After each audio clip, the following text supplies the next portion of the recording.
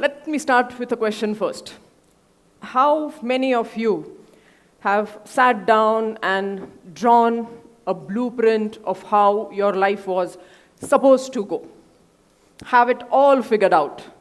What degree you will get, what job you will do, how your bedroom window view will look, the house you still haven't bought. Well, even I did. I had thought it all through. I thought if I followed the rules, if I checked all the boxes, life will offer me a happily ever after. I grew up in a very small, quiet town of Kutch in Gujarat, so my plan was very simple. I was going to get a degree, marry the boy my parents chose for me, have 2 kids, and settle and make a home. I was living the script by I turned 30. I had checked all the boxes. I felt safe. I felt I had won the game of life. Perfectly. Everything was going just fine. But here is the thing about life. It will wait for you till you get comfortable, most comfortable, and then it will set your life on fire. It was a Tuesday in November 2006. It started as a very normal day until it wasn't. It was a routine follow-up with the doctor for my 2-year-old son. We went out into the doctor's clinic. We walked in with a happy toddler and walked out with a death sentence. I still get jittery when I think about that afternoon. We were sitting there and the doctor said that your child has an incurable genetic disorder, a life-threatening incurable genetic disorder. And after that, he said the words, I hope no mom has ever got to hear. He said that your son might not live more than 4-5 years. In that moment, I felt that the air was sucked out of the room.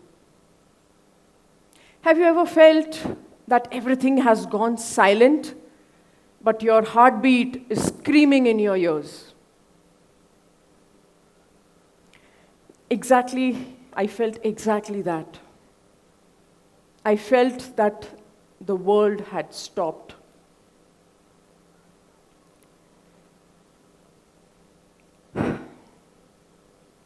In that moment, everything just went silent. Everything that I had dreamt for him, his first day at school, him getting married, him getting taller and succeed, everything just vanished. My blueprint of perfect life was not just stone, it was lit on fire. A long, long time after that, I wasn't alive. I was just a ghost. I was just moving body around. I fell into depression. My husband had to go back to Dubai to work to fund this fight we didn't even know we could win. I stayed in Mumbai all alone with this fear hovering over my head all the time.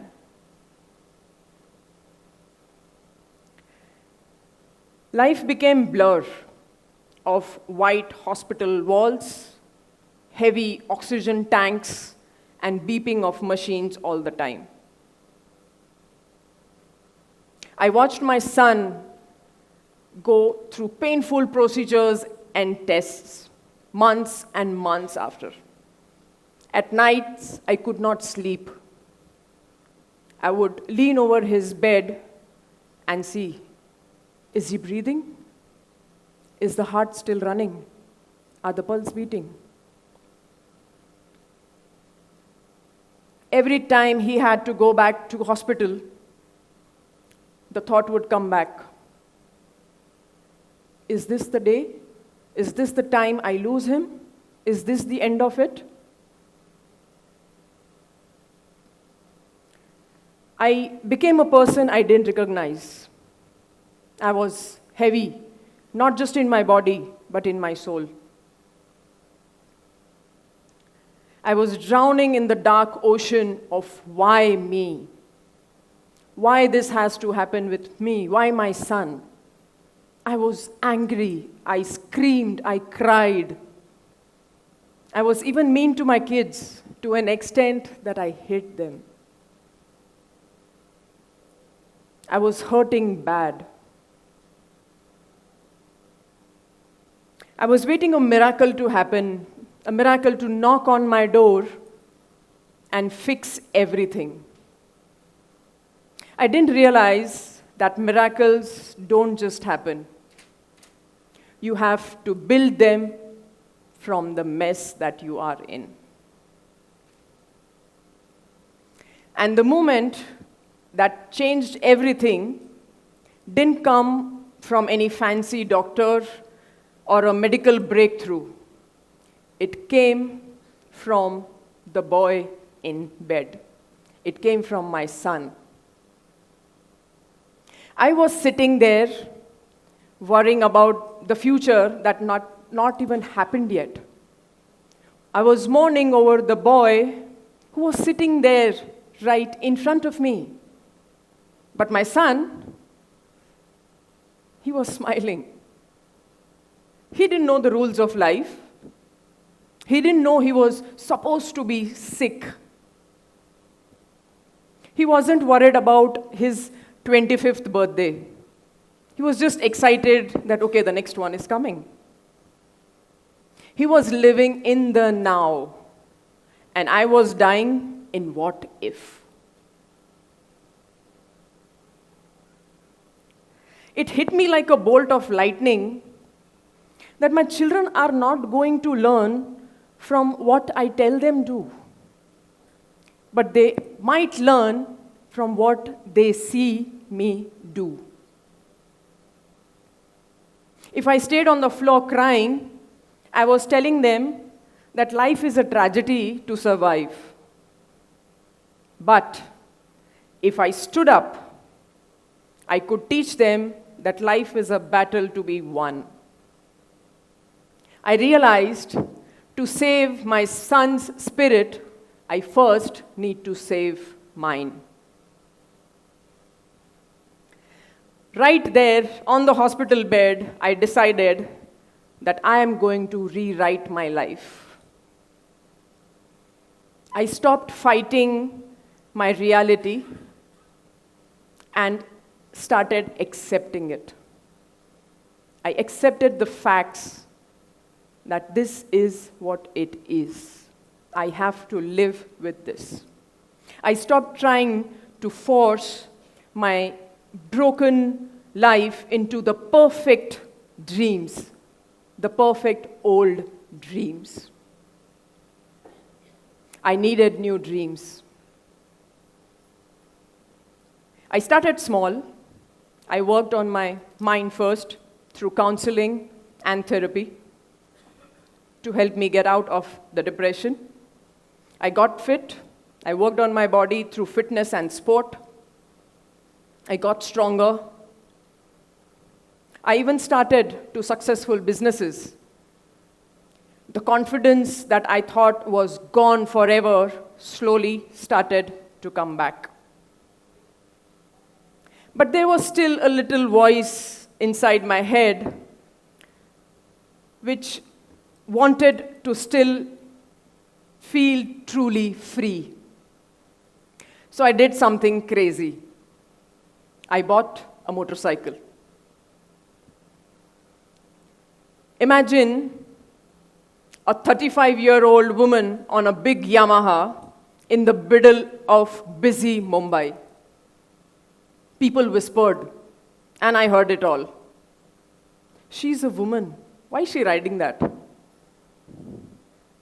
She has a sick kid. Shouldn't she be home? She's a special mom. How ruthless of her to leave him and ride that. But when I rode that engine, I could not hear those whispers. When I twisted that throttle, I felt my pain turning into power. The first trip that I took on that motorcycle was terrifying. My head was full of what if. What if I fall? What if something happens to me? Who was going to take care of my kid? What if something happens at home and I'm not there? They can't reach me. But when I rode and the wind was on my face, I realized that what if was just a cage. I started riding all across India. The road became my medicine. The bike became the place where I meditated, a place where I found myself again. I learned that you don't need a perfect life to have a beautiful, courageful journey. All you need is the courage to move forward. Once I had accepted my life, my new life, I decided I was not just going to survive through it. I was going to live it loudly. Because of my weight and the stress, I had got damaged knees. Doctors said you have osteoarthritis and you have to be, limited. But by that time, I had a fire in my heart. And I decided that I want to trek to the Everest base camp. People thought I had lost it. But I wasn't doing it to prove anything to anyone. I was doing it to prove to myself. I wanted to see if my grit was greater than my diagnosis. Climbing that mountain was one of the hardest things that I have ever done. But when I reached on the top, I realized that the pain of that climb was temporary, but the growth was permanent. And we did the same for my son. That little boy who could not breathe on his own on the ground was standing at 11,000 feet, bursting snowballs and laughing. Of course, with his machines right by his side. We started living in joy, not in fear. Every small win became a huge party. We both were climbing our own mountains and we were winning. Let me be honest with you. Life is going to knock you down. It doesn't matter how good a person you are, how many boxes you have ticked in your life. It will find you at your softest spot and it will hit you hard there. I have spent many nights in the cold ICU hallways at 3 a.m. hoping for a sign. I have slipped on icy mountain peaks. I have faced people who have told me I am a bad mother because I chose happiness instead of suffering in silence. But I rise anyway. I don't rise because my son's disease wasn't there anymore. It didn't. It's still there. I rise because choosing to show up, even when it hurts the most, is the only victory that we have. I rise because other women need to see that it is okay to be happy.